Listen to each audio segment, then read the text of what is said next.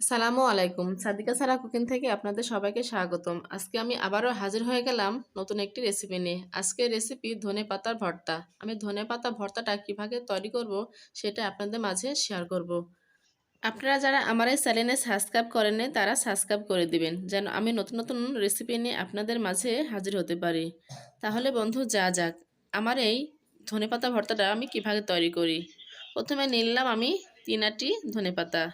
ধনেপাতাগুলো ভালোভাবে ছাড়িয়ে আমি বেছে নেব। দেখব এর মধ্যে কোনো প্রকারের ঘাস বা বালি কিছু আছে কিনা সেটা ভালোভাবে পরিষ্কার করে বেছে নেব। আমি প্রথমে একটা একটা করে ধনেপাতা নরম অংশ থেকে ছিঁড়ে নেব। আমি শক্ত অংশগুলো নেব না, আর যে পাতাগুলো হলুদ হয়ে গেছে সেটাও নেব না। ঠিক এভাবে আমি সবগুলো ধনেপাতা বেছে নিলাম। এবার আমি ধনেপাতাগুলো দেখাবো কতগুলো ধনেপাতা হয়েছে আমার 3 আটি থেকে। ঠিক এতগুলো ধনেপাতা আমার হয়ে গেছে। ধনেপাতাগুলো এবার আমি ছোটো ছোটো করে কেটে ভালোভাবে ধুয়ে পরিষ্কার করে নিব যেন বালি কোনো প্রকারে না থাকে। এবার চলে গেলাম আমি ভর্তা করার জন্য। প্রথমে আমি চুলাতে একটা প্যান বসিয়ে দিলাম, তার মধ্যে দিয়ে দিলাম আমি সয়াবিন তেল।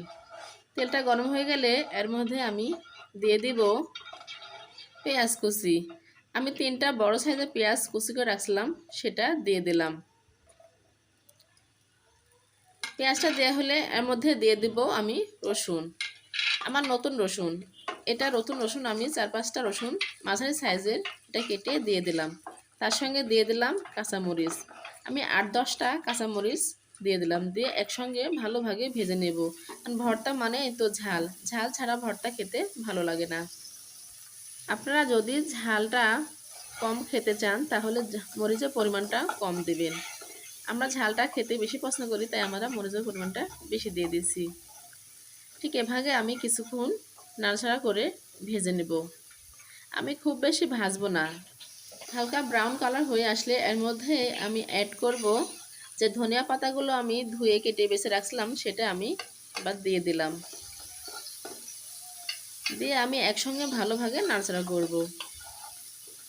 ঠিক এভাবে আমি কিছুক্ষণ নাড়াচাড়া করব। ধনে পাতাতে কোনো পানি অ্যাড করতে হয় না।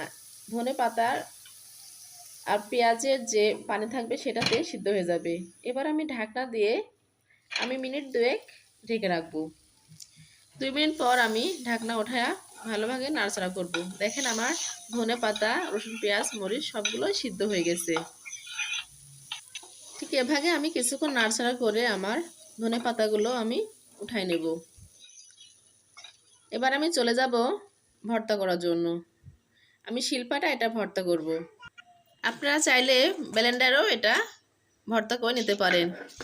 আমি শিলপাটায় ভর্তা করব, কারণ শিলপাটায় ভর্তাটা খেতে বেশি ভালো লাগে। ঠিক এভাবে আমি শিলপাটায় ধনেপাতাগুলো বেটে ভর্তা করে নেব।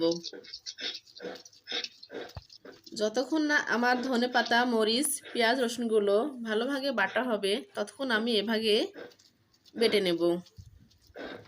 আমি অল্প অল্প করে এভাবে বেটে নেব। শিলপাটাতে ভর্তা করলে ভর্তার টেস্ট অনেকটাই বেড়ে যায়, তাই আমি শিলপাটাতে বেটে ভর্তাটা করলাম।